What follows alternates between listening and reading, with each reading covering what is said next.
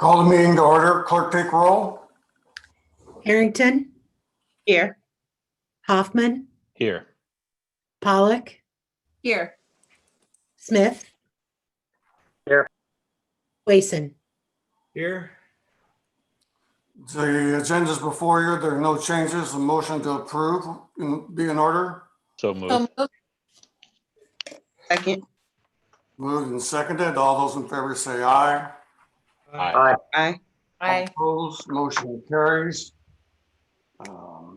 Ryan, Mr. Heyer, it's your ball game right now. Okay, thank you, Mayor. Good evening, everyone. Welcome to another edition of our budget session, or I guess our first edition of the year. Same format as we've taken the last handful of years, with the exception of we're not in person. But I'll run through each category as it's identified on the agenda, and then after each category, we'll give you, the City Council, an opportunity to ask questions or look for additional clarification from each of the departments within that category. And so the first one is the general fund, and we'll stick with tradition and go with public safety first. I do want to just point out a couple of things, and we'll get into the revenue specifics a little bit later. But we did have some decent growth within the general fund, within the tax valuation, and you saw that in my memo, about a 7% increase in tax valuation, which equated to about $500,000 in additional revenue in the general fund. And so we'll dive into that a little bit more when we get to revenues. And first, we will go over the proposed expenditures for FY22. So in the public safety category, up first is the police department. Not seeing a lot of much significant change within their budget. We do have to accommodate for that new building. So as you can see, their utility costs have gone up substantially. We've also included the $10,000 in this budget that for the contract we have with Dr. Barnum to analyze some of our citizen contact, or all of our citizen contact. And so that'll start once this year is completed, then he'll come in and analyze that. A note I did want to make in here, and I mentioned it in the memo, is that Chief Eniga was proposing initially a lieutenant's position to promote someone within, and then add a patrol officer to backfill. I asked her to remove that from her request because our revenues just weren't allowing for such an addition this year. So she did that, and that's what you're seeing in front of you tonight. Jumping down, I will note too also, we have the cars in a good rotation in terms of replacement, and where 2 of those are up for replacement this year. Continuing to move down, emergency management, not a lot of change there. This is where we pay our annual fee to EMA and other expenses. Fire department, you're seeing some changes there. You might remember in 21, we budgeted for half of a training officer in hopes that we would get potentially get some grant funding for that. We did get grant funding, just not specifically for that training officer. And so that person started actually this week with the city, halfway through the fiscal year. We need to now account for that entire position in FY22. Chief Platts is also wanting to go to the next phase of his plan for part-time staffing, and that includes 2 shifts on Saturday and Sunday. And he'll be able to talk a little bit more about that if there are questions. And then I have a note in here, and you're going to see this note throughout the document that says refer to the FY20 general fund balance policy allocation page. And so at different points throughout here, departments were requesting funding for one-time capital type projects. In this case, the chief is requesting funding for an alerting system for the department. And we're proposing to fund that, and how it's shown right now is being funded with that FY20 balance. And again, I'm not going to skip to that page every time that note comes up. Hopefully you've had a chance to look at it. But I will point it out when I go through these pages what that means. In other words, what is being proposed to be funded with that cash on hand that we have right now. And then moving along, building inspection department, you're not seeing much of a change there. Tom Palmer is keeping things status quo there. Same with animal control. We're keeping those that line item fairly neutral.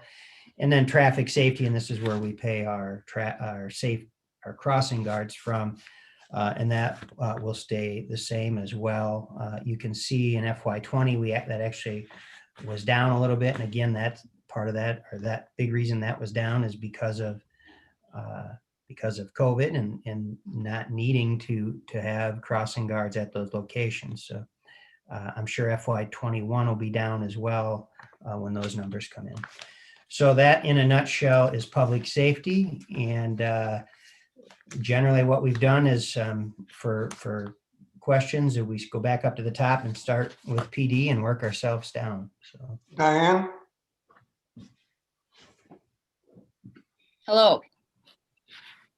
anything you'd like to add to your budget or talk about? No, if there's any questions, I'm willing to answer those. Yes, Chief, Annie? Thanks, Mayor. So what do we lose from your perspective by not including that position that you originally wanted in this next budget? We had about 22 items that this lieutenant would be responsible for. Right now, it is a cross mix between 7 people handle those items. Those job responsibilities, it'd be really nice to have one individual take care of it, so it's one go-to instead of to 7. However, we've been doing this for that long, and we'll do what we can to make it work. It's going to be a request that I'm going to continue to ask for, because as our investigations grows, drug task force and records and all of that evidence that behind the scenes, that's exactly what this admin lieutenant would be taking care of. Plus, if we're adding this, Dr. Barnum, this whole study, there's a whole audit and analysis piece that I would really like one person to be involved with instead of having records, sergeants, lieutenant, and myself involved with. But we'll manage. Other questions? Chief, what about the cybersecurity piece? I know we talked about that this year. Was that part of this held position, or is that something you're looking at even farther down the road? That's going to be further down the road. And so the cybersecurity piece is going to be one dedicated investigator. And right now, Johnson County has a team, and there's 3 individuals that are on that team. And since we don't have a body that's assisting with this countywide cyber task force, then, what I've offered is there a way that maybe we can provide some equipment for them? And we'll look at using drug forfeitures or our forfeiture funds for that, just so we can still be part of the team, even though we're just not providing that full-time staff. But that will be coming down the road, because I know it'll be a request. With that request, what's happening or what we're seeing is, there's different types of software that is utilized to, download phones or to get into phones. And so there's different, as new technology emerges, there's new vendors and there's new companies. And it would be our thought that we would end up training somebody in a completely different venue. So we're providing another access for this team. Mayor, and then finally, there's quite a bit of discussion in the racial justice and equity discussions that we had about getting some additional involvement with PD out at the high school with some of our folks. Do you still foresee that as an option, or is this going to hinder that? We have 2 officers that are trained as school resource officers. As long as we're invited, as long as they want us at the table, we'll be more than happy to do what we can to take our patrol officers and go out there and assist with anything at the high school. Thank you, Mayor. You're welcome. Any other questions for Diane? I just had a question. I know there's some discussion about the use of force simulator. Where did that kind of fall in things? So we still have that on our radar, and we have been continuing to look at that with this new PD in the training room. There's some needs that we want. One for this use of force simulator. There's a few models that are out there, but they're kind of cartoonish, and I just wasn't super happy with the quality of the video that makes it as real as possible for our officers. Plus, I'm also looking at the instructor component. So anytime that there is a simulation, there's an instructor in there that runs this program. And then afterwards, they have to break down what happened, what didn't happen. It's all interactive. The system that I learned on 24 years ago is the same system that's out there. And I'm really thinking that it should really be updated. We've looked at several systems. I had a ballpark in there about 60,000. And then the plan was also to use that forfeiture money for that. I can't use forfeiture money. That's stuff that we've already currently have for the federal forfeitures, but we can issue it or look at getting it for new equipment and training is that part of the piece. The other, if we do find one that we really like, and I mean, they're coming along, they're just not right where I want them to be, then that would also be something to bring the public in so they can also go through some of those use of force and decision-making judgment factors when officers do use force. Okay. So what we need is not available yet. So it's partially there. It's coming along. I just, one, I would also like a portable system. Otherwise we have to mount it into one room. We can't, use it out at the Citizens Police Academy. We can't take it to the high school if we're invited. I would think that would be just, if we're going to spend that kind of money, it'd be really nice to have something portable. So that's kind of what my hang up is right now. all right. So you will let us know then. I will. Yes. Other question? Diane, thank you very much. Thank you all. Emergency management, that's the committee I'm on. Basically, the assessment is 50 cents per head as far as funding that part of the agency for emergency management. That really doesn't count the Johnson County Emergency Communications Center, but that budget is blended into the overall one. Fire, Chief Potts, any opening comments? Good evening. No, I think the budget looks really good. I'm certainly willing to entertain any questions. I suspect there's probably a few, just in light of the fact that we're looking to expand a little bit of the part-time program. But I guess I'd open it up to whatever I can answer for you. The new shifts that you're talking about, how do they work and why? So currently, right now, we're staffing 2 personnel from 6 p.m. to 6 a.m. Sunday night through Friday morning. And so we the next step of our staffing plan was to increase that to every night of the week. However, what we're finding is that on the weekends, our largest difficulty is during the day. Volunteers are stepping up and doing their on-call in the evenings predominantly. And so during the day, we're just struggling. I think a lot of people are traveling, doing things with their kids, that kind of thing. And so that's understandable. And so we need a way to fill that gap. And so these two, the way we're going to look to expand the part-time program is 2 personnel from 6 a.m. to 6 p.m. Both Saturday and Sunday. And they'll run the majority of our, that 80% of our calls, the medical emergencies, the false alarms, the public assist calls, that kind of thing. So yeah, that's our outlook right now until we get to the next step. And you were talking about $300,000 possibly for a brush truck? Yeah, and the CIP, correct. Yeah, and if I could interject, we'll have Brian back next week for our CIP discussion. And so that would not be funded from the general fund if we move forward with that. And so we'll talk more about that next week, if that's okay. Okay. Anything else, Brian? No. Certainly, any other questions, we'd be more than willing to entertain. Any questions from Chief Potts? Chief, I just had a question about the paging system that you've got in here. Can you tell me, is that also what we see on the CIP that we've partially funded this year, or are they 2 different things? One was a $60-some thousand and this one was $41,000. Yeah, this would be the $62,000 price tag. This is a system that's integrated into the facility, and it eliminates the need to carry a pager or a radio while you're in the fire station. And so anytime we have a call for service, it will alert. It's the same system that the rest of the county went to when the dispatch center upgraded the paging equipment here recently, or is in the process of upgrading. And so it contains speakers, it lights the way to the truck bay from the dorm rooms. The tones actually ramp up versus giving you a heart attack in the middle of the night.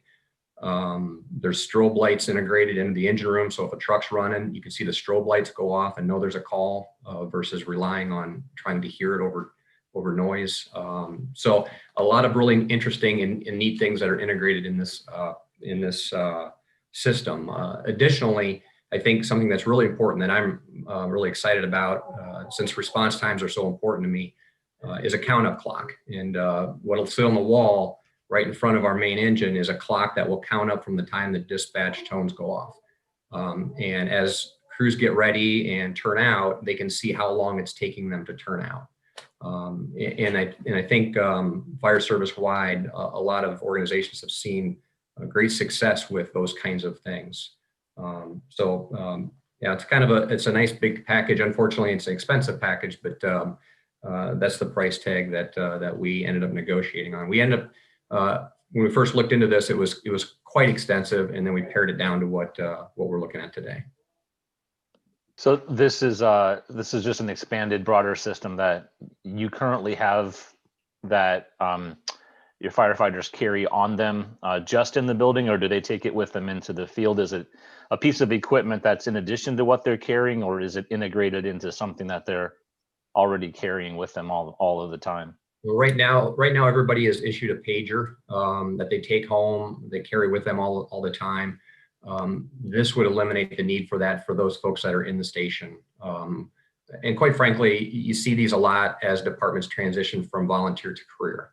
A lot of career firefighters don't typically wear pagers with them as they're at the facility, because as they go, it's one less thing to carry. You don't want to be wearing that under your turnout gear. And so this is just an integration into the facility that will allow a little bit more efficient alerting. Thank you. Other questions? If I could interject real quick, Chris mentioned a $41,000 expense, and I failed to make a note on the budget here. The $41,000 that you're seeing under capital outlay, $24,000 of that is for the personnel protective equipment that Chief Platts has integrated into the annual budget, just a reoccurring expense, and then $17,000 is for various building repairs and maintenance issues. So I'm sorry I left that note out inadvertently. Annie, you had a question? That was it. No, just kidding. Okay. Chief, two questions. So Mayor, you kind of asked initially, but one, so with those part-time weekend staff, will you also flex as, if needs change from a call standpoint? So let's say more do you have ability then to flex that as needed with the call volume? And then two, can you just walk through us on the meeting here and those listening about the SAFER grant, please? Absolutely. As far as your first question with flexing hours on the weekend, we're always looking at our trends and how our personnel are responding. And so if those things ebb and flow just a little bit, we try to react to that and we'll adjust schedule. The original part-time program, we started Monday night through Saturday morning, and we adjusted because of what we saw our volunteers, what their needs were, where we were having some issues and some gaps. And so moving that is certainly something that we're always keeping an eye on. Right now, it's interesting because with COVID, we have a number of folks that are spending a lot of their on-call requirement hours at the fire station during the week. We have a lot of students that are sitting on the computer at the fire station doing their studies and that kind of thing and being available for calls. And I think that is a contributor of why we're not seeing as many folks around on the weekend, because they're getting their hours during the week, their required hours. And so As that changes and morphs, that's going to cause another moving target for us. And we'll continue to watch that as we massage the staffing plan and get to that next benchmark. But great question. And certainly we're always looking at those kinds of things. And then as far as the SAFER grant goes, that grant it's a 4-year federal grant, and it's in the recruitment and retention category. And so it allows us to use funds, federal funds, to do just that, recruit and retain volunteers. It equates to about $90,000 a year. It takes care of Chief Smoke's salary. He's a 3/4 time position, so it pays that salary. And then it also gives us funding for turnout gear, incentives, different things that we can use to entice web hosting, social media outreach, signage, any testing we need to do for new personnel. So it's kind of there's just a lot. It's a mixed bag, so to speak, but certainly directed towards recruiting and retaining members. Thank you. Grant? So Chief, as you expand staff here, this puts 2 personnel on every day. Your next step, from what I've seen with strategic plan, is getting the 3rd staff member so that you can roll out the door with everything without waiting. So as you've seen the data here in the first year-ish of the change in staffing, I guess, not to pin you down for the future, but what days are going to make sense as you roll to your next step for adding a 3rd person? Where are your most needs? Where are the majority of the calls coming that you need that 3rd person there all the time? Sure.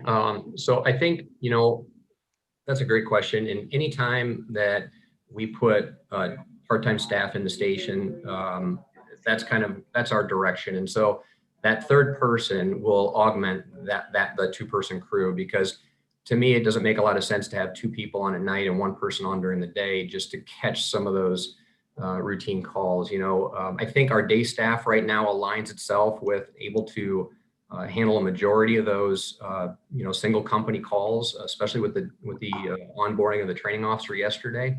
I think she ran 7 calls yesterday. So I think as we trend, as we look at call volume, as we look at the availability of volunteers, that will certainly direct us to that next level of the staffing plan, and that next person will augment the 2-person crews, because that's the next step, really, is being able to respond to any call at any time with a 3-person company, rather than waiting on any individuals to get to the station. Getting that first truck out the door is ultimately important, and that's really where we want to get. So Chief, time frame wise, we already know that PD and Parks requested additional staff and were told to cut. Is this a next year move? Is this a 2-year move? The next step in the plan is for additional part-time. We don't get to seeking full-time for another year or for another 2 to 3 years. That being said, I'm always got my eye on federal SAFER grants, and just had a conversation with Chief Smoke today just with regard to, it seems like every year their target changes a little bit too. And if we have the option to write a federal grant for part-time employees, we're certainly going to highly consider that. But right now, as it sits, that's a little bit elusive. And so I think, once we get to the point where we're looking to hire full-time, then we look at that grant, and that's written right in our plan. And that will at least allow the city to step into that a little bit gracefully, rather than take a big hit in 1 year. So next year yet is the continuation of the part-time program. Thank you. Mr. Wason? Just a quick question on the alerting system inside the fire station. Is that scalable to building another building later, or does it need its own complete whole set? That's a great question. I believe it can be added to. We've, obviously, if we continue to always maintain the existing office area, the office area will have speakers, will have the computer, the brains of the system. It's my hope and my desire that anytime in the future, whether it be a long time in the future, if we add on to this facility, then, you know, obviously that system will be adjusted some way, shape, or form in order to continue to use it. So I don't see an altercation of or an adjustment of this facility impacting our ability to use that or maintain the use of that. And then we would need another system similar in another building. Absolutely. They should kind of talk to each other, hopefully. Correct. Yep. Through the dispatch center, through the CAD. Yep. And then can it be set to alert staff of other issues inside the facility? That's a great question. I don't know. As far as I don't know a tremendous amount about it. But just from what I understand, it's more dispatch oriented. So it's the folks out at the JEC that will actually set the system off. Whether or not we have the ability internally to do that, I don't know. And I think I know where you're going with this. Yeah, I was looking into that. Something definitely to look into for sure. Chief, what's the product name? Is it the Phoenix system? Do you recall? It is. Yep. Okay, so Brian, we use that in Cedar Rapids. It's integrated into a lot of things, over 9 stations. It even tells us when the doorbell is rung. So there's a number of activations that it can build into the facility security. Yeah, yeah, look into that then. So. Anything more for Chief Plotz? Thank you, sir. Thank you, Mayor. Next item is building inspections. Mr. Palmer, any comments that you would like to make? Good evening, and just like to update council on our staff. We had a new staff member join us 6 months ago, and his name's Anthony Green, and he just received his certification as a building and electrical inspector. Now, your budget is pretty neutral, looks like, right? That's correct. Yeah. Any problems that you've had with inspections besides the COVID deal this year? No, things have been going fairly smoothly. We've been using the virtual video inspection program to do an inspection of people's homes, so we don't have to enter those. Very good. Questions for Mr. Palmer? Thank you, sir. Thank you. Next thing is animal control. Michael, how's it working out for you? Good, pretty much status quo there. Have a good relationship with our Cedar Valley Humane Society.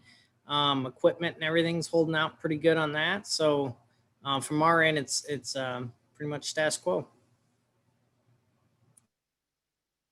Any questions for Mr. Pentecost on the animal control?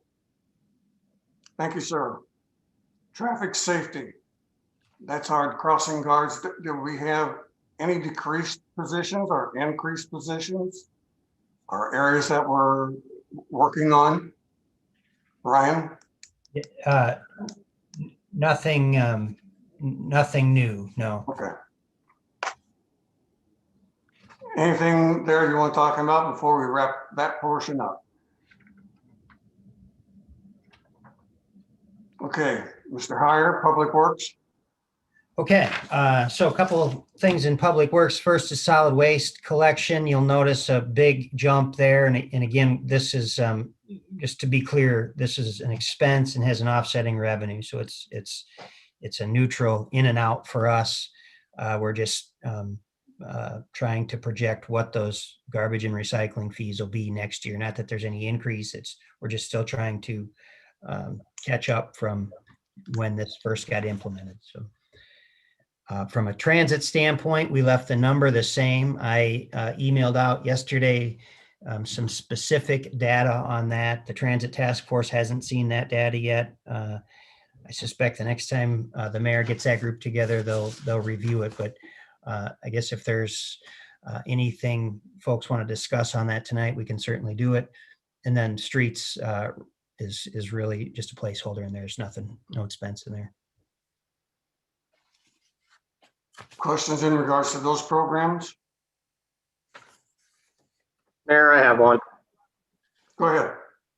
Ryan, in transit, knowing that we've done the bus thing before, just again, sorry for off the top of your head here, the per rider cost, do you have any sort of comparison of where we are today versus what we have tried in the past? Is it better? Is it worse per rider for the demand? Are you talking about our NL tap or are you? Yeah, NL tap. Yeah. So this year so far, the cost per ride is just about $20. And again, that'll vary. Now last year, and we didn't quite run a full year last year in FY20, the cost per ride was about $17. And those can vary significantly depending on whether they're, obviously going somewhere in North Liberty, if they're going all the way down to the university. When you compare that to some of these others, for example, seats, which is always going to be more expensive. That's a much more specialized operation. We're in the $70 to $80 a ride there for the last 2 years. And then the big bus, anywhere from 10 to, well, this year so far, it's $34 a ride. But we keep in mind, it's been between last year and this year for that transit. The big bus wasn't running all year. So we were still having to incur some of those costs with no runtime. So it's time will tell on that. Ridership, as you can see in the big bus, has really slowed down. But again, we're in a different time with this COVID. So, And the number of people that are working at home now, yeah, has had an impact as far as the number of riders as well. Mm-hmm. Ryan, could you dig in? I'm sorry, Mayor. I'm sorry. I had a question for Ryan. Sure, go ahead. Ryan, could you dig into those numbers a little bit for us on transit? We've got a budget set of $175,000, which is what we've had the last couple of years. Am I reading this correctly, though, that, with our fixed route bus, we ran about $59,000 last year, and seats cost us about $30,000. And if we annualized the NL tap, we're looking at about $27,000 for that. We're well under our 175. Am I reading that correctly, first of all, before I go on? you are. Yes. Okay. Would it be prudent for us to back down this budget item then from 175 to maybe something around 150 or maybe even 125, given what we see here? Do we feel comfortable in the next 12 months with numbers comparable to this? Well, that's a great question. And here's my only concern. And as you know, we tend to be on the conservative side when we put these numbers in. But if we had just one person start using that seats operation, something happened and they needed to use it regularly, that could really add significantly. And I just talked to Angela this week, and we're starting to see some more apps come in for NL tap. And in our conversation, we talked about that there's a real likelihood that could get up to the $50,000 mark, which is what we had set aside or put in for that program. And so, we had 125,000 budgeted a long time for transit. When NL tap came on, we bumped that up 50. And so that's why you're seeing it at 175. To your question, we sure could. We'd want to keep a real close eye on it if that were the case. Okay. Yeah, your point's taken about one rider blowing up seats in there. And you'll have this data, but do you have any, how many times have we gone over $100,000, do you suppose, in the last, 10 years, 5, 6, 7 years in transit, if you don't, not including tap, obviously? I mean, have we touched 110?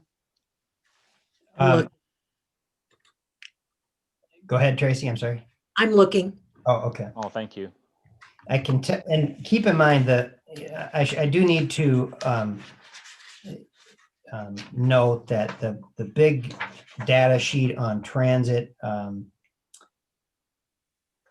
we may have, that's what was billed. However, we may have paid some of those in a different fiscal year simply because of how the billing comes in. Right, right. Tracy can elaborate on that. So Chris, you asked over what amount? 100,000? Yeah, 110 maybe.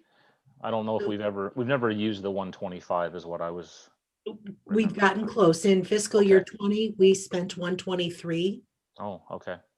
So That includes in 20 fiscal year, in fiscal year 17, we spent 156, almost 157,000.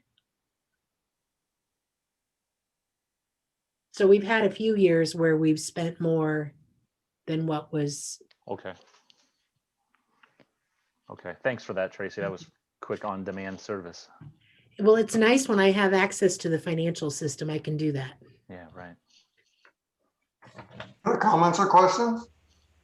Yeah, Chris, I would prefer just to kind of leave it, just to allow some flexibility if we kind of change things later on down the road or something, and if we don't spend it, we'll have a better idea next year with a full year of the transportation assistance, and then it'll come back to the general fund anyway. So. Yeah, I think that's generally how we've run here for the last number of years. When we have that surplus, and if that happens, that's what we get to use for something else. What I think we're all aware of this. I'm just trying to think of ways that we can not increase the tax rate, which is the end zone here for this conversation. So just putting this in my back pocket for right now. Chris, I appreciate your questions on that because that's something I definitely don't want to do is increase our tax rate. And this has been just helpful, this dialogue. And Brian, obviously you've been involved in the transit committee, so appreciate your lens. It's sort of always this nebulous kind of mystery. The data is certainly helpful. It's sort of, we don't know. I think it's a hard one to sort of predict ridership. And I think we'd all love a perfect, right? We meet the demands of everybody and not spend another dollar, but I don't know how to do that. So I guess just, I'm going to continue to think about this as well. So thanks for the question. Any other questions or comments? Thank you all. Now we'll go to health and social services. And this year, we bumped that up by 10,000 based on our conversation in early December with the city council. We also we're taking applications in March, and then we'll have council discussion on that in April. We pushed that back a little bit just so that the city council and the organizations could have real-time discussions. A lot of times what was happening is they were submitting before in November, I think November, December, and then by the time March and April rolled around, it may not have been as accurate or as up to date. And so we'll just change that time frame just a little bit, but have put a placeholder in for 135 if folks are comfortable with that. Any questions about that area? Mayor, I would just say in that area, and we'll discuss this again, Brian made a really good point last year about how school focused we were in some of the programs. So I think there'll be more discussion on that to try to spread this out a little bit more. And I'd like to see some new blood in this list. We certainly want to keep our partners that we've been able to service in the past, but would certainly like to see those additional services in the community reach out so that we have some additional options this year. Let's put that out there. Anything else in this area? Like I said, we will be having more discussions on that when the apps start coming in and we see what we're faced with. Culture and recreation. Okay, this is a big piece of the general fund budget comprising of $5.2 million. The library, what you're seeing is status quo. In fact, they've gone down slightly in their requests. Some of that is due to the staffing reorganization. Parks, building and grounds, as I noted in my memo, Guy was hoping to bring on a full-time person as we bring in more landscape and vegetation and roundabouts and other improvements across our city. There's a need certainly for that additional manpower. It was difficult, impossible to fit it in this year. And then equipment, what Guy and I have talked about over the years is trying to keep that equipment line item neutral each year. And so you're seeing that last year it was 80, this year it's 84, looking at replacing two snow removal tractors. These are the ones that really focus on the trails and the intersections. In recreation, again, status quo here for the most part. The transfer, the annual cost we've built into the budget is the exercise equipment. We have that on an annual rotation, so different pieces get rotated each year, and we don't have to spend a lot in maintenance for that. And then the community center budget, for our operational contracts, you're seeing that remain about the same. Again, I'll point to the general fund balance page, and we are proposing to take some of that balance and pay for some capital expenses there, and that would include our building control system. This is a piece that we purchased, boy, I don't know if it's been close to 10 years ago, maybe if my memory serves. And this is what Johnson Control uses to help monitor and basically keep that building running. That is in need of an upgrade, and then some painting projects as well are included in that line item. Cemetery remains status quo, and aquatic center, again, also fairly status quo, with the exception, again, of taking some capital money to put towards some lighting, some maintenance issues, ceiling tiles in the pool area. The big one is going to be the pool heater, and we have 70,000 allocated for that now. We're having some early conversations with Shive Hattery and the HVAC specialists, and it may very well be higher than that, and we may need to dig into some other reserve funds there. It's a little too early to tell at this point. We should have more for you. But with this aging facility, of course, these types of things come up, and we need to be prepared to make those repairs. That's what I have for culture and recreation. Jenny, floor is yours. What comments do you have for us? I have nothing to add. If you have questions for me, I'd be happy to answer those. Yes, Amy? Jenny, how have you changed your staffing over the year and into the future here? I was surprised at first to see the reduction in your budget and continuing to meet the ever-changing demands, especially in the pandemic. If you could just talk about those, that'd be great. Sure. So we didn't reduce staff. We simply shifted one of our full-timers, our full-time technology librarian. As technology has exploded in the city and grown, and in the library, our networking has become much more complicated. Short of sending Janet back to school for like a full degree in networking, after talking with some outside consultants or people in networking, because she does so little of it, but it's such a big piece, it wouldn't make sense. So she has shifted to a role that's more outward facing, helping the public when she can.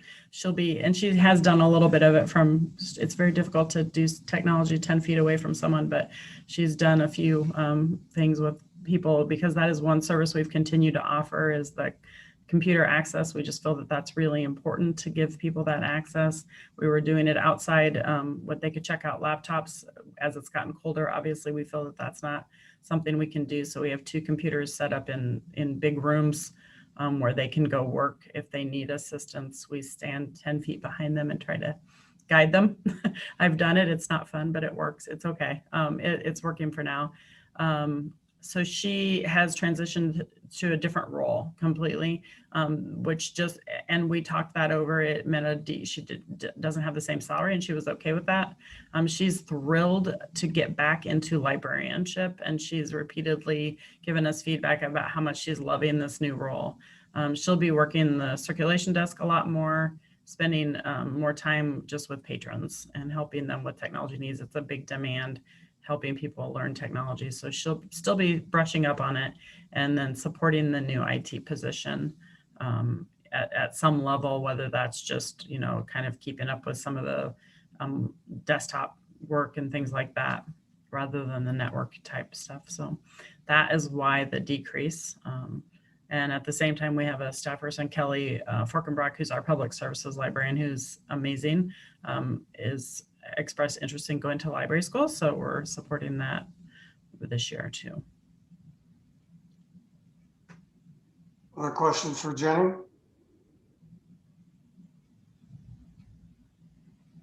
Got a compliment on how far along that you really brought this library as far as meeting the public needs and expectations. Things really broadened out, and you and your staff will be accommodated on that. Thank you very much. We have a pretty incredible team over here doing a lot of great things. So. Good. Mr. Goldsmith. Good evening, Mayor, City Council. I'm here to answer any questions that you may have. Guy, I'm dying to ask, Mayor, can I just jump right in here? Guy, you have so many talents, but how do you have the snow melt on the parks right behind you? I'm just kidding. I'm hoping for warmer weather, that's all. There you go. There you go. I'll just ask the elephant in the room then. So tell us from your lens, what this position, not funding this additional position, what that means to you and your team. Well, of course, over the years, you learn that you have to request sometime, and this is mostly driven by landscaping needs. Since our last employee hire, we've gained 4 additional roundabouts, plus a lot of streetscapes. And just for example, in the wintertime, this person could really help out in the wintertime too, because right now with current staff, it takes us between 9 to 10 hours, depending on the snow event, to get over everything. And then if we're down 1 person, that just adds on more duties in hours to another person that's currently here. So this person will be very beneficial, especially with the new tunnel landscaping that we're proposing, the Dubuque Street beautification project. It's just the needs for landscaping is what's really driving this right now. Other questions for Guy? Brent? Guy, as far as overtime, what kind of overtime expenditures have we seen in 20 to get all that done? Well, we do pretty well with that. Most of our overtime does come from the wintertime, just because we work, we put it, let's say we get snow events on a holiday or on a weekend, that is definitely overtime for my crew because we've already worked the week. So it's pretty much, we've been holding pretty steady on the overtime. I watch it for the best I can. I mean, it does happen. So the position that was declined that we'll see again next year, is this a position that would add a specialty to the staff? So not just somebody that rides a mower, but an arborist or somebody that has background or training in something else. I mean, do you have a niche inside of your department that you're wanting to fill with that, just besides a hands-on work? Very good question, Brent. Yes, I've actually, I'm working with Deb Hilton and Ryan about a new job description. It would be a senior parts maintenance worker / forestry landscaping. There'd be some additional requirements to go along with that. But we haven't really had a chance to really discuss it, but that's what I've been presenting to them as of right now. That's what I'm looking for. Someone that would have a possible degree or have an arborist certification. Yes. Questions for Guy? Thank you, sir. You're welcome. Recreation. Shelley? Good evening, all. I'm open to any questions you might have.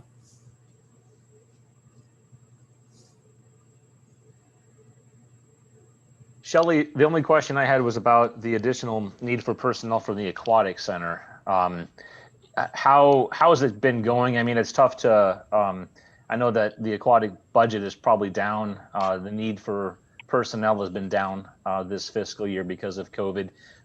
You've also had the revenue has been down as well to offset that. So this number that we're seeing from an expense standpoint for personnel, for example, is that basically just a placeholder for pay raises and things with current staff? What are you doing, and how are you forecasting this coming fiscal year from an aquatic standpoint specifically? The numbers there for personnel and stuff is pretty much status quo. I am looking at the proposal for the permanent part-time position, basically an assistant to Ashley, similar to how we have our permanent part-time position that's assistant to Matt Fielder for the before and after school program. This position would be a assistant for Ashley, especially during the summer months with swim lessons and just the amount of both pools and hours of operation to cover and have that one consistent person to handle things that come up since Ashley can't be here 24/7. And so we're just basically recommending moving up a part-time position to a permanent part-time position. Actually, it came about with Ashley being on maternity leave this last summer. Actually, we had an individual, Colette, that did a wonderful job, stepped up. She was a little older, a little more experienced, and she just jumped in Ashley's absence and was a great person to have on board when Ashley was not present. So that's kind of what spearheaded it. And again, it's just moving a part-time position to a permanent part-time position is what we're looking at.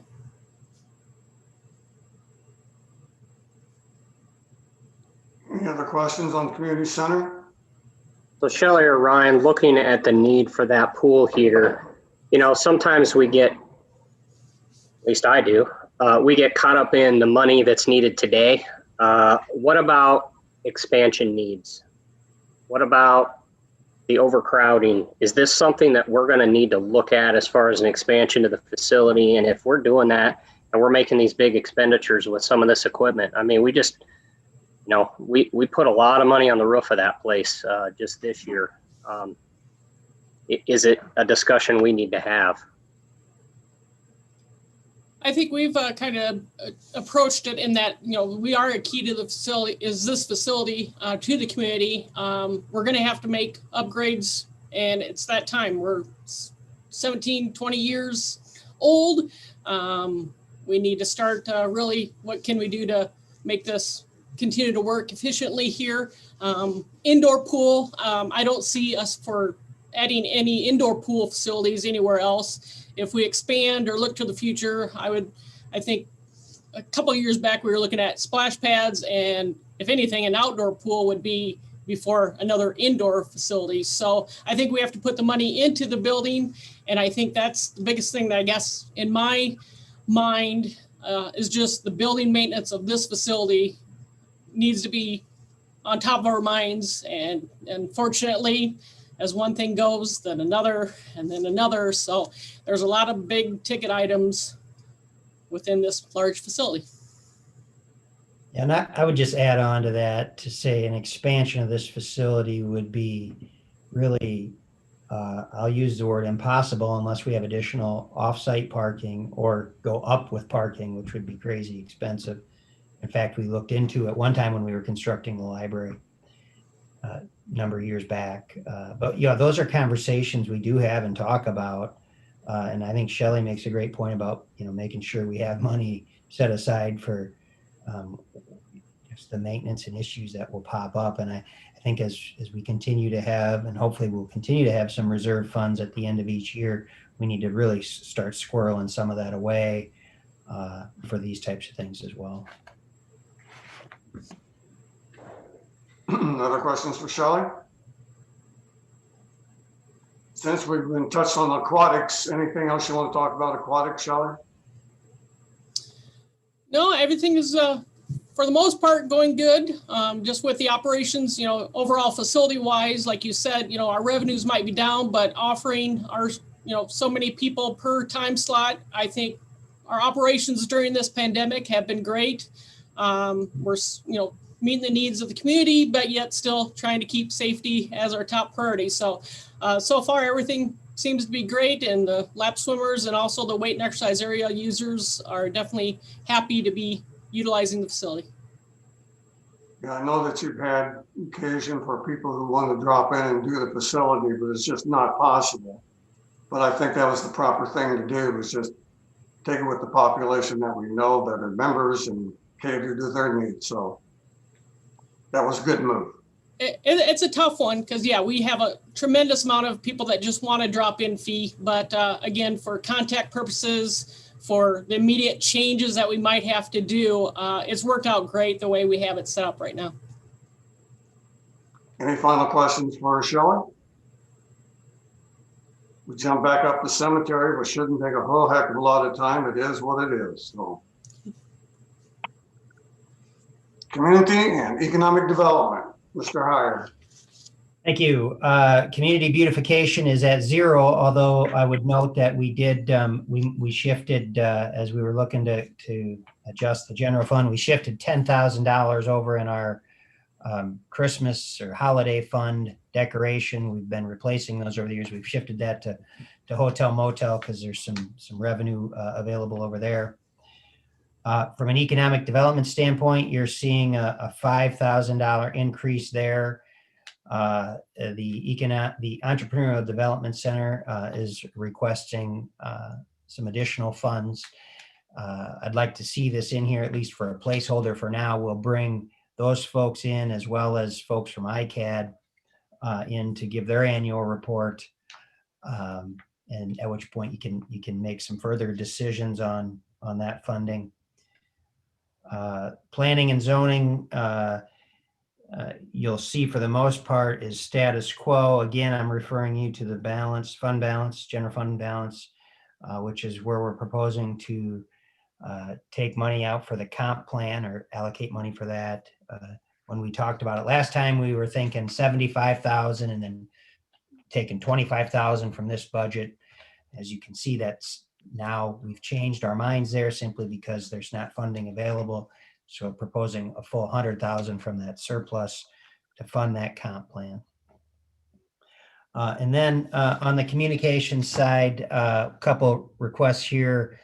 Start with the easy ones. A few minor pieces of equipment that are included in the operating budget that that Nick and his team will need in the upcoming year. And then the biggest one is this community center engagement coordinator. And I think I'm going to leave it at that and let Nick, when we get to that point, talk about that. I take a half a step back here and just say this is a position that's being proposed not just by Nick, but by all 3 of the department heads at the community center.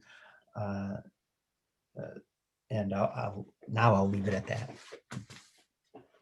Okay, we'll hold back on Nick for a little bit. Any comments on the community beautification or economic development? I just got a quick question. UNESCO, have they done anything lately? I haven't really heard a lot, but they kind of got squished last year by this COVID situation. Jenny, do you have any information on that by chance? When you're asking, have they done anything, you mean programming wise? Yeah, I just haven't. Usually we get something from them, but they will. I mean, they'll ask for the normal donation that we get every year. They did an incredible job with the book festival being online. They have, I want to say 80 some programs throughout the week and attended by in the thousands. I went to one that had over 90 people, and it was not like a super popular one. They did a lot. They had several topics about equity and diversity that were already set in place before the summer, ran crazy, but they just did a really nice job. They're also working very hard to continue with that online presence and looking at ways to reach out to people. The next thing coming up obviously is the One Book, Two Book in February.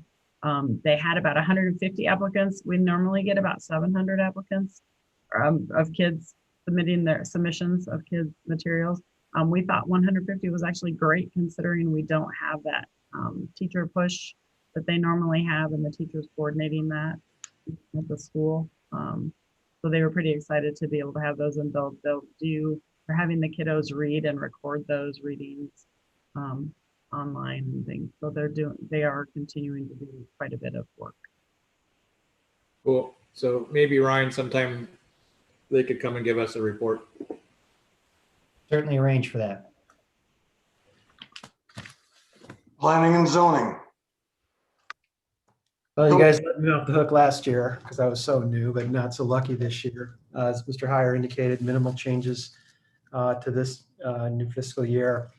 For the most part, it's me and one other full-time staff member. That position is currently vacant. I'm looking to working with Ryan right now to kind of reimagine the duties of that position and looking to hire somebody, hopefully somebody out of school for that position. So happy to answer any questions. Okay, thanks, Ryan. Communications, Mr. Burgess.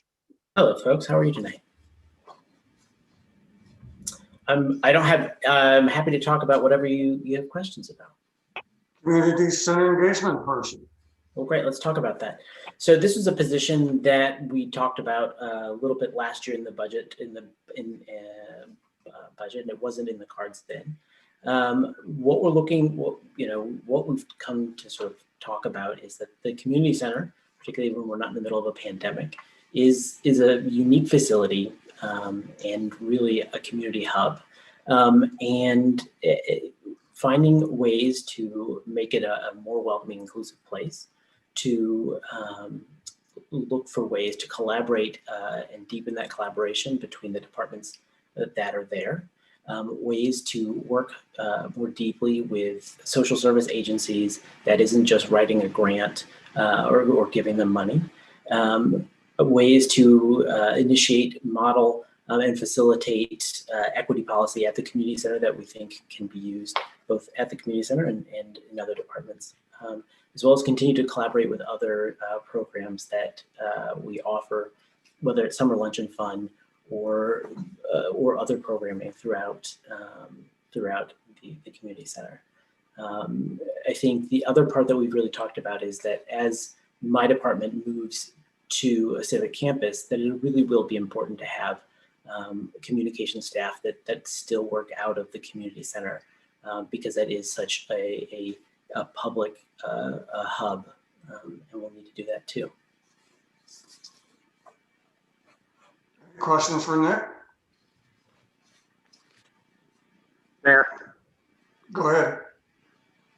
So Nick, this doesn't, my comment here doesn't detract from the work that you or your department does. I'm usually one of the first to sing the praises of the work that comes out of your department. So I guess I'll preface this with that.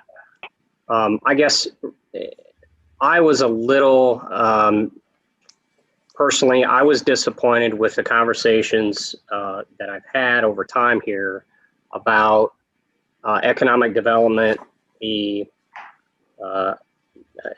a broken record again, really believing that a full-time position where we have somebody out on the street selling our brand of North Liberty and coming here would pay for itself moreover. And then to see, something, a community center engagement coordinator position on the back end that I didn't, and if we did talk about this last year, my apologies. I remember discussing staff positions or adding some to communications, and because of the workload that you and your staff have. But I guess I'm just, I don't know. I don't know if those conversations have fell on deaf ears or if that's clearly just not been a priority. I just don't, where I'm stuck on this one is an economic development person, again, would be out bringing money in. And I see benefits to this position and what you're saying.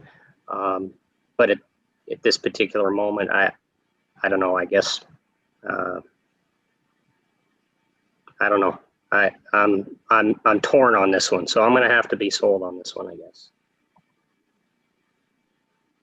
Well, if I could just make a quick comment, Mayor, and I don't know how deep into the weeds you want to get on the economic development piece. I don't think it's fallen on deaf ears. I think that's been a goal, and not the position, but to talk about economic development of the city council. And as I mentioned, I think in the December meeting, I'd like to have that here this year after we get this budget put together. And as I said, I noted that I think, you and I disagree on this. That the days of going out and selling a community and going to recruit the big business, it's antiquated in the economic development world at this point. And I think you'd hear that from other economic development professionals. But maybe there's a medium or a happy medium there somewhere. But I think that is a bigger discussion with the group that's going to need certainly group consensus to move forward. So Nick, sorry you're in the middle of that. And yes, Ryan, I have agreed to disagree on this. So has this position really come to the forefront, and with some of the social injustice discussions that we've had, the community outreach, the listening posts, is this filling some of what we're hearing from the community and the needs in that area? Yeah, it really is. I mean, when we talk about needing to program for teams, we sat, through those listening posts, we heard about a need to have programming for teens. We heard about needing to build relationships with our community and strengthen that. We've got the Rancho House coming online, and we're going to need to find ways to leverage that, both for social services as well as for programming for our community. I think, when we talk about modeling equity, and when we talk about figuring out where that low-hanging policy fruit is, I think somebody who's focused on that and that's integral to their role, absolutely something that came out of those discussions. And finally, Mayor, Nick, with this position, would we like to see and encourage a minority in this position? I think absolutely, and I think it's the sort of thing that we'd work really hard to do a lot of outreach to attract the right candidates to fill this role. Thank you. Annie? Thanks, Mayor. So two kind of sections I'm going to dive into. So economic development, and again, I think the increased tax is weighing on my mind here too. So this is my broken wheel, or every year, just 75,000 to ICAD. We've stayed consistent on that. Yes, they do, great work among our community, but there's 4 staff members there, and for us to pay 75,000 just seems like a lot of money going into that. I guess too, Ryan, what's the other 10,000 in that? Is it just other? Yeah, that's occasionally we'll do different marketing or sponsorship type activities. It might be something with the CBJ. It might be a specific event that the chamber or ICAD or one of those organizations is hosting. It's there, in case those things come up. Okay. Thanks. And the second, so team, I guess I'll just leave that out there. I just always kind of wrestle with what's the value we get out of that 75,000 to ICAD in particular. The second is the community center engagement coordinator. And I was looking forward to this discussion and certainly very supportive of the equality, diversity, inclusion. So I was thinking, Nick, in your description there, we would have heard maybe a little bit more of that than how it was described, or at least what I interpreted. Because I'm also then weighing from that description, you know, does that weight higher than the, you know, additional ask with police or parks and rec, or I guess parks, or maybe so Shelley and Guy, can you give a little bit lens, or maybe even Deb, you know, from more of the equality, diversity, inclusion standpoint within that community center engagement coordinator? From your perspectives, what you hope that role to be? Do you mind if I chime in from the library perspective? We've hosted a social work intern last year, and she did basically full-time work for us, and it was invaluable. She did training for our staff on secondary trauma and equity pieces. She worked with United Action for Youth to see that they could bring a role in. She did a community survey for us that helped us determine needs of Hispanic people in the community, or Spanish-speaking people. So I really see this as a huge role. I would personally, and I've voted, we haven't landed on a title for this position. I would love to see the word equity in that title. I would strongly encourage that to be a huge piece of it. I would love to see a social work aspect to it as far as the person who applies. I hope that we will. Rakisha, I know you had a comment to make. No? I did. I wanted to give Shelley and Guy a chance to respond. I think Annie asked them to respond as well, but I'll hold off until they are able to comment. Okay, thank you. Mayor, this is Shelley. From an equity standpoint, like Jenny said, I think any added position that can help with that overall to all staff, especially at this facility, I think is beneficial. So that is a key, I think, component of it. And along with everything else, the mixture of all the tasks that we want this position to do. So I think it is definitely a key, is the equity piece, like Jenny mentioned. Any other comments or questions? If I could just jump in real quick and want to make sure folks understood, and I think Brent alluded to it, that Nick mentioned we talked about this position last year, and I want to clarify, by we talked about it internally, it didn't make the cut, and that's why the city council never saw that. So sorry for the confusion there. My fault. Any other questions, Annie? Well, Guy, do you have anything to add on this role from your perspective? Well, to be honest, I really haven't given any thought.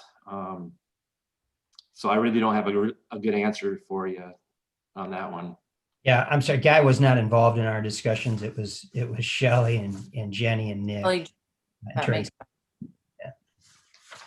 So if you have a coordinator that's got a little average, you know, experienced guy can use him that way, right? There you go. Anything else in this area? We've been noticing for years. I got Brian first. We've noticed for years, though, just even irrespective of more urgent concerns that have come up over the last year, that there's a lot of things that we would like to do that we do not really have people to do well. You know, everybody's trying to, you know, like the senior meals and trying to get that, you know, it's just really been hard to get an extra person to take some of these things on. And a little bit of this, you know, this person can help do and get some of these things coordinated that we're divvying up between so many people. And I think that just in that respect, you know, things will be helpful. And then from my understanding of it, really the other part of this position is to help city staff otherwise do a better job because they'll have an additional resource to make sure that they're responding appropriately to everyone's needs. So I'm okay with that. So. And I would just, yeah, I would just like to, I think overall, you guys have done a fabulous job of making things work. And even the positions that weren't able to be funded this time, you all had, each department has figured out a way to continue to make it work. What I like about this position in particular is the fact that 3 areas are working collectively with the same person. And oftentimes we see areas working in silos. It's kind of like you're stumbling over and trying to figure it out. And I think having this role will continue to help us reach more goals and pull in more departments, pull in those extra community resources and make those connections that we have been trying to do. And when you have someone that's their job to focus on that one position, it can put a lot more emphasis on it and just kind of outline some things that we may have overlooked because we were tasked or you all were tasked to do something else. And I think from a personal perspective of working in a position very similar to that, I understand it from a different standpoint of its importance and how it just intertwines and, you know, taking information just from communications or the recreation side or the library side and just figuring out how to work together and making those connections could really help just amplify some of the efforts that go unnoticed a lot of times from each of your departments because it's being done in small increments instead of being focused on. So I definitely, I am in support of this position and not saying that it overshadows any of the positions that didn't get funded. But I think right now it's a position that will help move other things along, especially when it comes to equitable outcomes. And so I that's all I wanted to say on that matter. Fine, thank you. Any other comments in this general area? Mayor, I would just to finish up here, the job seems confusing to me. It seems like a whole lot into one. I guess I'm hoping that that Deb and HR can shed light on this to try to capture everything that we've just heard into one person to an actual physical able to do the job description. That'll be difficult, I think. I don't know. It just seems confusing to me. Okay. Thank you for your comments. Anything else? Let's move to general government. Okay, Mayor and Council, status quo. This is, of course, for your dedicated work over the year. Administration, the only new money in this this fund or this account is to accommodate that IT position. As I noted in the memo, we have money set aside for the rest of this fiscal year, but then have to introduce the new position in this budget. We have an election this year, so we've got funding set aside for that. In legal and in tort, this is our city attorney's budget. We've bumped up the need for, or the line item for outside consulting, and that's for any potential litigation that might come up, and then a small amount in there, a couple $1,000 to replace a computer. And then finally, in the personnel budget, you're not seeing much of a change there, but this is an area where we've had some money remaining over the last couple of years, and this is where we intend to continue to fund equity training, some equity training, but also with an emphasis on equity as we continue to make that a priority. So I wanted to just point that out in this document. Okay. Any questions or comments you want to make about mayor and council and administration cost?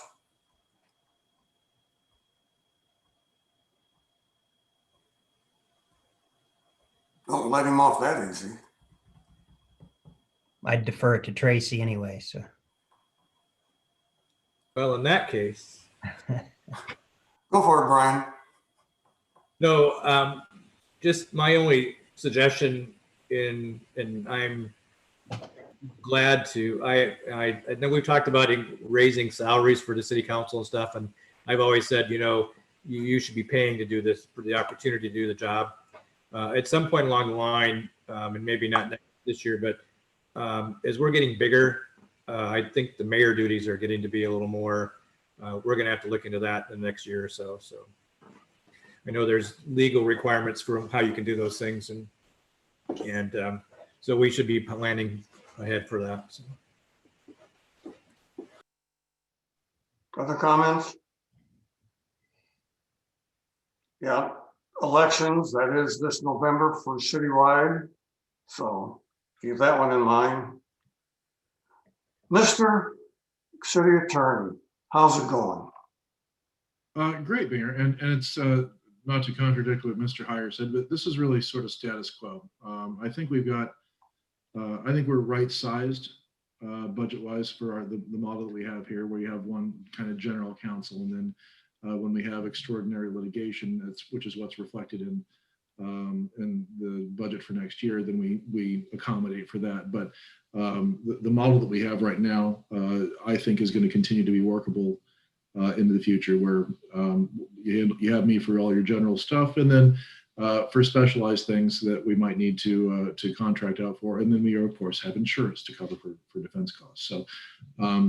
So, I think last year I mentioned that someday I might want to see about onboarding an intern from the law school to help out during the summers and do prosecutions, stuff like that. We haven't had a lot of prosecutions this last year, so that hasn't been a priority. But that's I think we're in pretty good shape. Very good. Questions for Grant? Personnel. Deb, nice to see you. Got anything for the group? I don't. Good to see you too. How did the insurance come out this year for health insurance? I lost track of that one. I believe it was 4.97% for health. That was good. That's good. Yeah, that we were happy with that. Any major changes as far as labor rules from the feds or state? Not really right now. We're just still trying to reel from COVID and dealing with all that. So. Okay. You hanging okay? Yes, very good. Yeah, well, great. Always good to have you and see you. Thank you. Mayor, if I could jump in on one. Certainly. So, Deb, is there anything you want to add to the previous discussion we had on the community center engagement coordinator from an HR perspective? Well, yeah, I agree with what Jenny and Shelley and Nick have all said. I really haven't been a part of the discussion to this point of that position. So I'm not, I mean, I know the basics, but that's about all I know of the position so far. Anything else for Deb? Okay, let's jump down to road use tax fund. Ryan? Mayor, can I just really quickly run through their general fund revenues just to touch base? We'll do that the last. Okie dokie. Road use tax fund. We have Michael here this evening, and the road use fund budget. Not a lot of changes. In fact, it's a 3.75% increase in expenditures. The big purchases this year are a $220,000 fully equipped dump truck, and then some other minor equipment, including you'll see in this budget, as well as a couple others, a quarter of a truck, 1/4 of a truck, the locator truck that works between all four departments for 12.5. I do want to touch base on the revenues here. As I noted in the model, we are using our current census to project those revenues. With any luck, the new census will be in and we'll see additional revenues. But as we traditionally do, we stay fairly conservative and have used this census as in the model. So I'll leave it at that. As far as census is concerned, I don't know about Tracy, but I haven't heard a cotton picking thing about when they're going to come out. There's been nothing said. Great. I've heard we won't anything until at least March. I mean, there was some sort of a deadline there, but I think that was when stuff could be counted, or we'd have some type of knowledge. Michael, how's it going for you? Good to see you, Mayor and Council. Questions for Michael in his areas?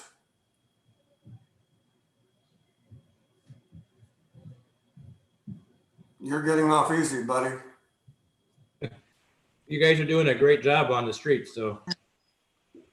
Well, thank you. Yeah, crew's done good. And one thing I would note is that maybe some of you noticed it, maybe some of you haven't. We've switched to just a straight salt this year instead of sand salt mix.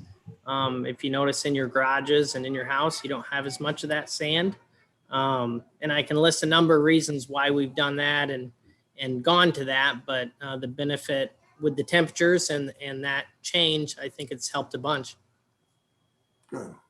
The only thing that I've had come to my attention is few people just not realizing we don't do custom snow plowing as far as driveways and streets at times. So Yeah, it's always definitely one thing we deal with during the course of a winter.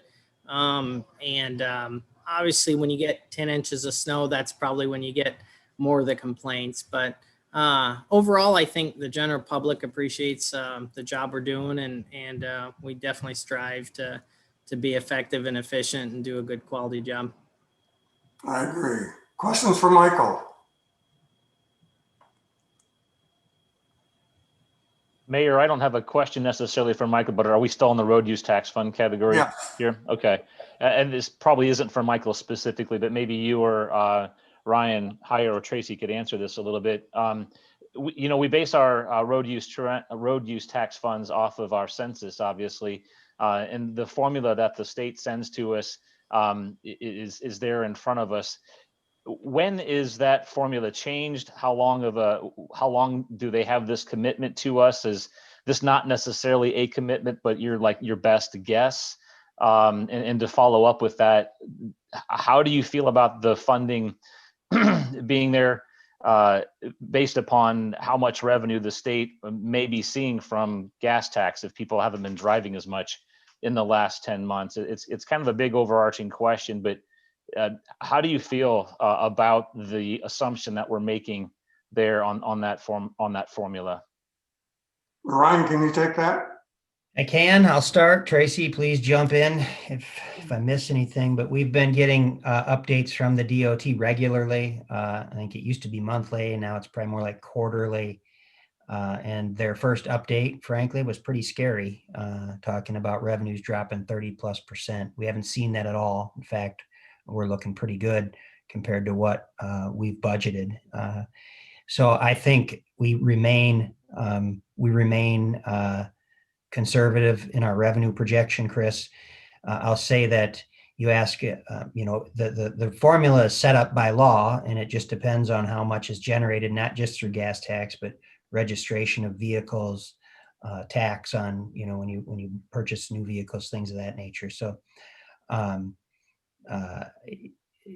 guess the short answer is we feel pretty good about that. The recent updates from the DOT are talking, a 10% reduction or less in revenues based on what, they've seen come in. And frankly, we probably err on that side. So we're just not going to see, much in these documents in terms of a deviation of revenues. So for new census numbers, the last time 10 years ago when the census came in, it was midway through the fiscal year before the new census numbers were input into the formula. And the Iowa League of Cities gives a per capita funding number suggested to use. We look at that each year, but adjust it based on what we've received in previous years and try to be as conservative as possible while being as realistic. Thank you both. Street repair program, we're taking a year off on that, right? Yeah, we are. And we can talk a little bit more about it when we talk about capital projects, but we do need to let that fund build up a balance. Okay. Water. Now let's start with stormwater.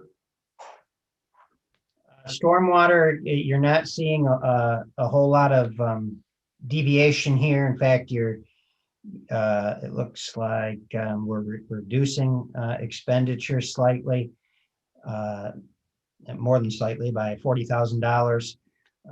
And again, this what we've talked about over the past year or so is looking at a new billing structure. Russ and I have had some conversations about that because what we're doing is breaking down GIS data, and so it's a long, tedious process, and we're hoping to have we have some sample properties ready so we can start talking about how a new billing structure would look, but it's going to be a while before we have our entire community, before we have that data for the entire community. So we continue to work on that. I do believe strongly that we need to take a look at our structure, because it's not a best practice, it's outdated, and it's not very efficient. So. Okay. Wastewater utility budget and forecast. Drew, how you doing? Good. Hello, folks. You had the employee of new employee of the year, right? Rookie of the year. Yep. How's he working out, and who is it? He's great. It's Neil Scroggie.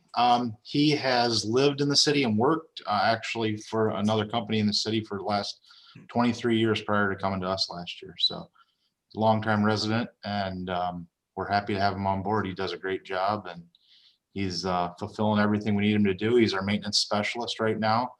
He's got the only requirement we're waiting for is DNR certification, but they've pretty much closed those testing sites due to COVID. So they're just getting around to open that up virtually right now. So we're trying to work him into some of that. But other than that, everything's going great with him. Any questions for Drew and his wastewater operations? We're not looking for an increase in this one this year yet. Correct? That's correct. Current model is projecting 0. We look at these this data quarterly, but this fund's sitting pretty strong. Don't be alarmed by the red net, the negative net change in fund balances each year. Remember, that's what we're planning for here. That's what we've accounted for given the new debt that's coming on. So we've got that fund built up and looking pretty good right now. Questions for Drew in his department?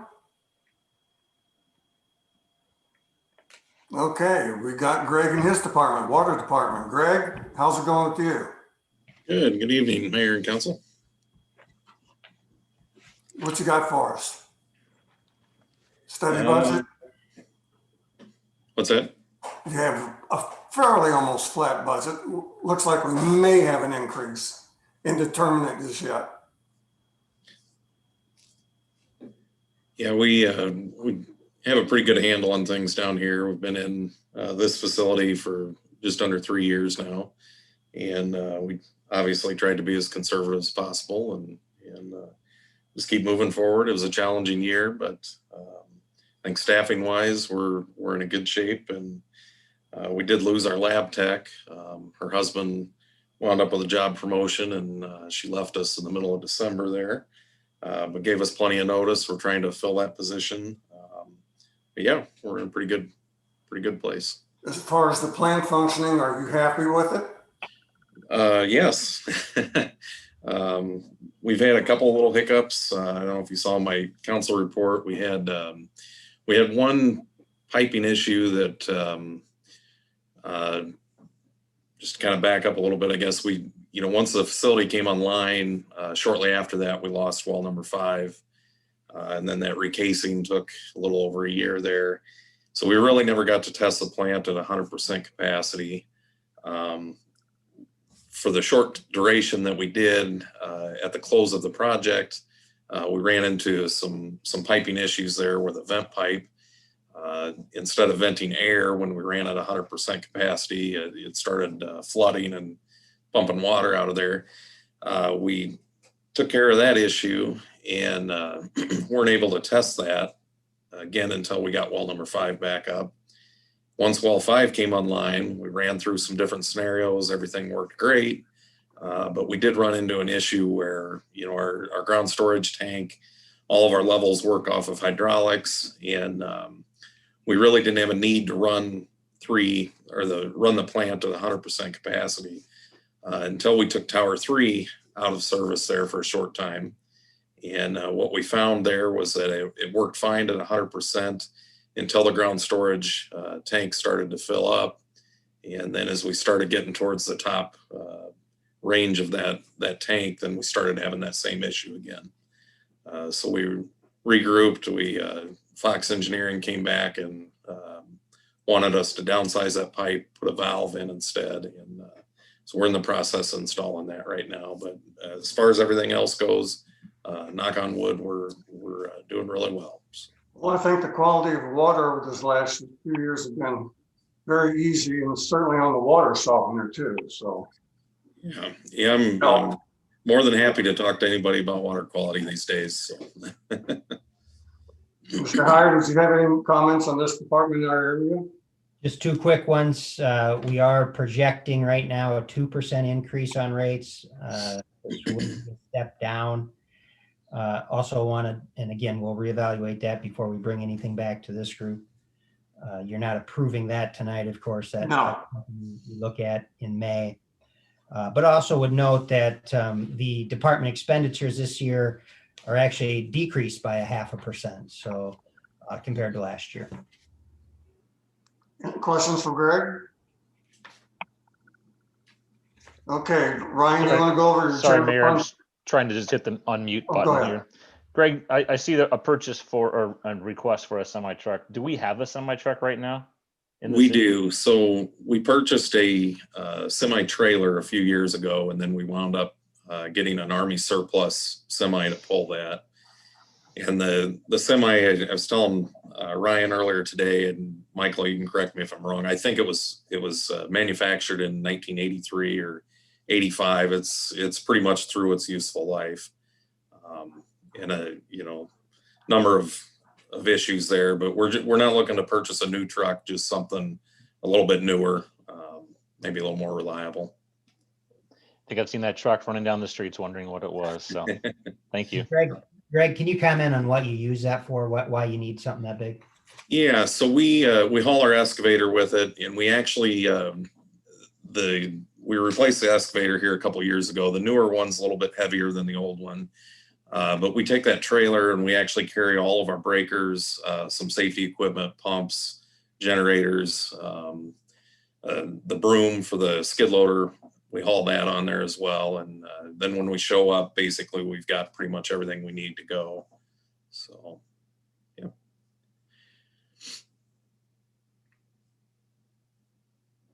Okay, anything else on this one? Okay, Ryan, let's go back to your general fund summaries and revenue projections and all. Okay, thank you. So, obviously you heard from the department heads, and we've presented a budget, and the revenues we have will the revenues plus the plus a 95,000 from our FY20 reserve would balance that budget. However, as I mentioned in my memo, that would require nearly a 30-cent increase in the tax rate. And really that tax rate can be can be accounted for by our new police station. That's where we're seeing this increase, and I think everyone can agree that that station was certainly justified. So the general fund levies, so these are the levies within that 1103. We have an 810 levy, and then we have our trust and agency levy that's just over $2. And I'm looking on the general fund revenues page right now. And that's where we get most of our money from the general fund through those property taxes. In years past, we were able to juggle that trust and agency levy a little bit to help offset the debt service levy, but that's just not, if we go with this budget, it's not feasible. If we wanted to balance, if we wanted to keep our tax levy the same, which I'll just say is probably not reasonable given the debt service we have, we'd have to find about $300,000 in the general fund to cut. So there's a little background there. I do want to just touch base on the other revenues from a licenses and permits standpoint. We've basically bumped those down slightly from the trends we're seeing right now. You'll see a big increase in the charges for service. Again, that's that 500,000 in garbage and recycling. It's an in and an out. And then we did budget 100% of our backfill revenue this year. In previous years, part of the reason we've seen a bigger surplus is because we've only budgeted 75 or 50% of that. We're hopeful and haven't heard anything to the contrary that the governor and the legislature will continue to fund that backfill. You can see in future years, we have it back down a little bit and we can reevaluate it each year, but that's a big number, $302,000 in backfill revenues that we get from the state. So if you flip the page, then everything we've just talked about in that general fund all comes to the summary, and you'll see the total revenues, the total expenses, and at the end of the day, we're showing a deficit of about $94,000. And that's what we would grab from the FY20 surplus and bring over so that then we have a $0 deficit. And then our fund balance then remains at that 25% or greater. And we'll need to go in and it's showing 26. You know what, I need to double check those numbers. It's at least that. It might be just a squish higher. But again, we're certainly going to be at our where we need to be from a surplus standpoint. So that's a summary of those two pages. And I guess what I'm looking for tonight from this group, obviously we've had a lot of discussion. Where's the heartache? What do you want? Are there things you want to see changed? What questions do you have as we move forward?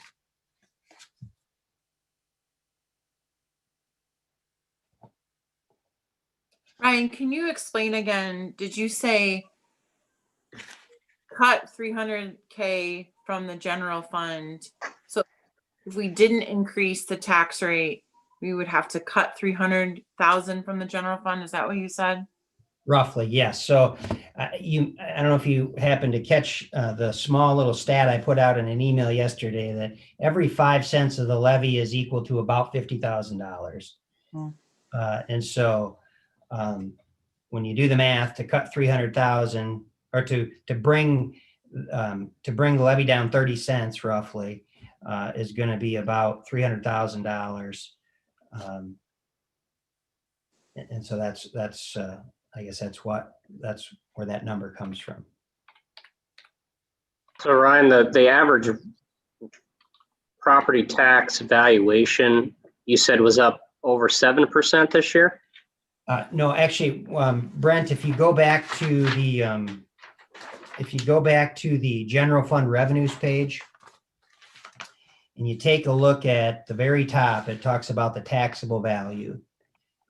And this year, North Liberty's total taxable value is $987 million. That's up from last year's $923,000. And that's about 7%. We don't know what each what your property is or what my property went up. That we don't really have any control over that. That's up to the assessor, and then up to, if they put a building addition on or anything like that. This is just total tax valuation. So that includes growth, that includes any potential increase that the assessor put on current current buildings, and then obviously any new buildings. The property tax coming in, though, we would be seeing that realized at that 7% increase, would we not? Yeah. So that 987 million, that's how we determine how much general fund money we have. And so you take that number divided by 1,000 and you multiply it by that 810. And that's what gives you that 7.9 million in the general fund property tax is just a little bit down below. So the higher that number, the higher the number of the tax value, the more you'll see in that general fund property tax revenue. Right. So our 2022 requests have outpaced that large spike in property tax evaluation, is what I'm getting at. Yes. Mm-hmm. Okay. So you might see, like last year, it only went up by 1.3%. Yep. So we really had to tap the brakes and be creative there. And now we had a little more wiggle room this year, but obviously we still can't fulfill all the requests. The other side of that is that the rollback was more in our favor this year. It increased about 1.25%, which also helped us out quite a bit. Tracy, did we see a change in the multifamily residential rollback this year? Yeah. The short answer is we did. Okay. That will continue to go down until it gets to what the single family. Yeah, single family and multifamily, until those two meet, it'll go down a certain percentage each year. Close to 4% decrease. Okay. And Thank you. I would just note, Brent, that and others, that we were not as impacted on that multifamily shift because a lot of our properties that you would consider multifamily were already, I think they use the term condoed out and being taxed as residential. Cities like Iowa City really took a hit on that. We fortunately, we didn't as much. There's some, but not nearly as much. Well, the thing was initially all those multifamily complexes were rated as commercial as far as the rental ones. Yeah, great point. Yeah. So, that was the thing of when Governor Branstad was trying to bring that quote more in line.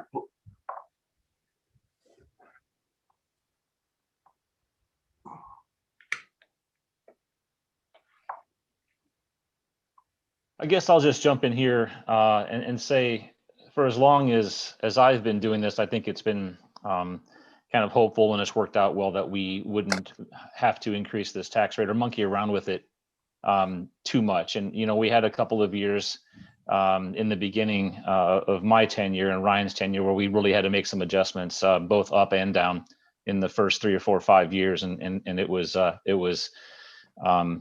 it's just what we had to do. I think we've been lucky over the last number of years to keep this rate where it is. And the thing that changed in this budget, and what Ryan has said, is that a new building that the city owns came on the line, and with that police department. And we just have never had that type of a payment or debt come on that needed to be paid for. We had 2 ways to go about doing this. We had a way to put this out to make it a larger type of a bond referendum that would have been bigger and messier and more complicated, and may have restricted us a little bit on what we would have done. This gave us some flexibility to do what we needed to do, come back when we needed to do those expenses, and then with the conservative budgeting that the city and staff has been able to do, look at what we needed to do to pay for it. And I think, in my mind, this is just where we are right now. We need to use the fiscal resources that we have at our disposal to pay for this new police department. So as of right now, I'm okay with this increase. You would have seen in Ryan's notes that we've shifted some money off of TIF that was beneficial to our general fund balance and allowed us for some additional revenue in there as well. So I'm okay with this tax rate where it is right now. And if you look at what it's going to cost a homeowner, say a $300,000 homeowner, you're looking at $100 a year of additional taxes. Not a significant amount of money at the end of the day for a homeowner like that. So in the larger scheme of things and what we have to deal with from a budget standpoint, that's just where I stand right now. Please remember, you don't like tax increases. I don't like tax increases. But this was a community-wide deal on the police station with the what I would call the permission of the community, that they saw the need and said, go for it. I won't say it's easily justifiable, but it was necessary to come about and put our department on a footing that is working reasonably in a facility that's safe, that provides for their officers, and also was built for the future. And that was our intent to do. And the community said, okay. So. Mayor, I don't disagree. I'm sensitive to timing because we're going to have additional conversations on franchise fee, the possibility of that. Yes, there's a possibility that there's a group within Johnson County that may be pitching to us soon about an additional penny tax for sales tax. So I'm sensitive to the amount of increases, discussions that we're going to be having. I completely agree with you about the police station, but we're also going to be talking about some additional increases really soon, and probably this year. Yeah, well, I think we kind of anticipated that. The thing is, yeah, those are tough questions to answer. And, you take it as they come and weigh it out. Decision comes with the best information you have. That's all anybody can ask. I think the other thing too is this is such a strange year as far as revenue, and last year, and then, this fiscal year and then next year. And, some of the property tax stuff isn't going to show up one way or another for another year and a half or so based on new housing and things. So I think we really, I like to be conservative. And I think in the conservative sense, this time is maybe we should go ahead and make sure we fully fund the police station debt so that next year we're not in a big bind where we're having to raise things even more because we didn't use some of the money we could have done this year to get things paid off.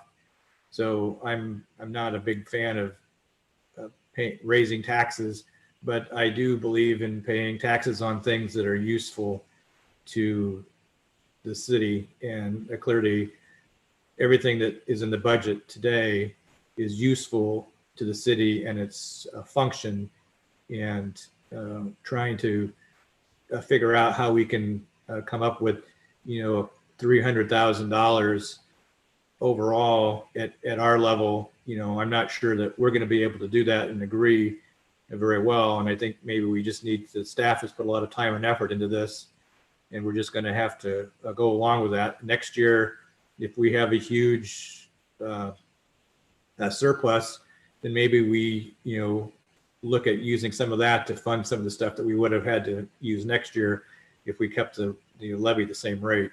But I think the conservative thing to do at this point is actually to be a little conservative and actually increase the tax rate. Brian, I would say on the flip side of that, though, we went to Chief Inega and asked her to cut a fairly large amount from the police station in the very beginning, and she did that. So what we ask of our department heads should be the same of what we ask of ourselves on the larger scale. So I've been doing this, for a couple of years now, and one of the things that's always impressed me was how frugal the staff was with what you gave them. And I think one of the reasons the city is as good a shape as it is now is we have much better budgeting tools, because I can remember looking at the first budgets in the way back days, and the data to make a decision was you just had to hope that it worked. And now you have a great confidence that things are going to work out and stuff. So I'm confident in the staff's decision or their recommendation as it is now, and we'll see how things are next year.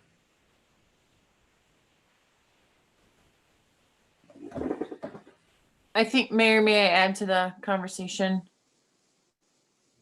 Go ahead. So it's hard, and maybe it's more impactful sometimes on Zoom. Like just looking all of you in the eyes here. I mean, it's hard that I know there's more things that every one of you, would want in this budget. Guy, I know you're the one then who's going to be trimming those bushes. I mean, Michael, I've seen you drive the trucks. I mean, you're the blood, sweat, and tears, hopefully not tears, but I mean, all of you roll up your sleeves and you get the job done. And we are grateful for that. Our city is, people are proud to live here. They want to live in North Liberty. They want to work here. They want to go to the parks and you name it. It's just intrinsically, it's hard. Yeah. If you look at, Chris, to your point, if you have an X, 300,000 was your example in the home, doesn't seem like that big of an, increase individually. I don't want to raise taxes, Mayor, to your point. Nobody wants to have this conversation. I think one piece of knowledge that's helpful, Ryan, you've circulated over the years, is how we compare to others, kind of our neighbors from a tax rate perspective. I think, 1103 is highly respectable in this area. The utility franchise fee or franchise fee, I know we've kind of kicked that sort of down the road a little bit. I'd like to have that conversation sooner than later. It's probably won't, given the timing, won't impact this budget, but I think that's something we, as a leadership team of the city, need to have that conversation. Brent, you brought up sales tax, right? In the future, maybe it's something to support some of the parks or something, but a local option sales tax, you kind of, that way people who are coming for services in our community too would have that, not just kind of homeowners, if you will. So I guess it's just something to continue to think about as we go into, our next meeting here. Yes, Brian, a conservative move, and obviously we have to look, years down the road as well. I think just the heartstrings of this has been a really trying year for a lot of people. Funds continue to get cut, jobs have been cut, people have been furloughed, people have been, out of work, unemployed. So just what's that individual impact to people living in our community? It might not seem like a lot to some, but it is to others. So this strange year, I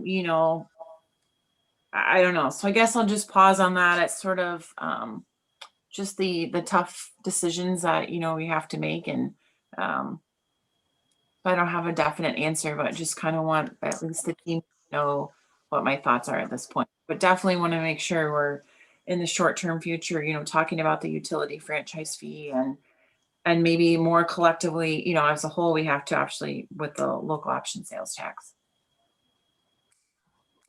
Anything more discussion you want to have on our general fund?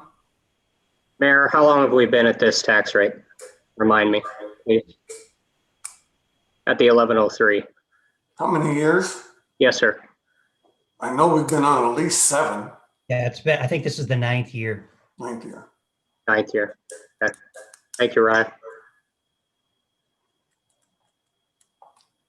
Anything else for tonight?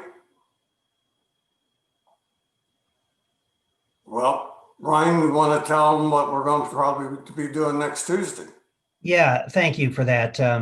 We'd like to actually get this group together at 6 o'clock next Tuesday, a half hour earlier, if that works, so that we can have a little more time to discuss. But we'll really be focusing on the capital projects, and I'll be asking some of our department heads who have those projects to be here to talk a little bit more about those projects. And you'll be getting the CIP here later this week. And Annie, to your point, I think it'll be a great start to a discussion of a franchise fee.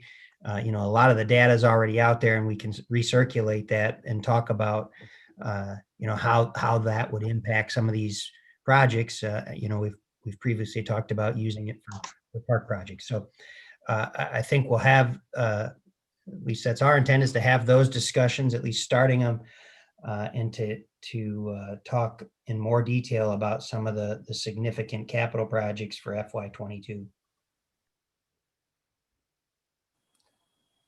Anything else from the group tonight? You all, Thanks. go ahead. Just thank you, probably on behalf of all of us, but thanks for all your work. Thanks for your time tonight. And just I immensely appreciate everything you're doing. So thank you. Okay. Department heads and staff, thank you for being here tonight and participating. I think it's always a good thing for the council to have a little FaceTime with you, even though it's by Zoom, but at least have a chance to see each other and hear what's actually going on. So if there's nothing else, we'll adjourn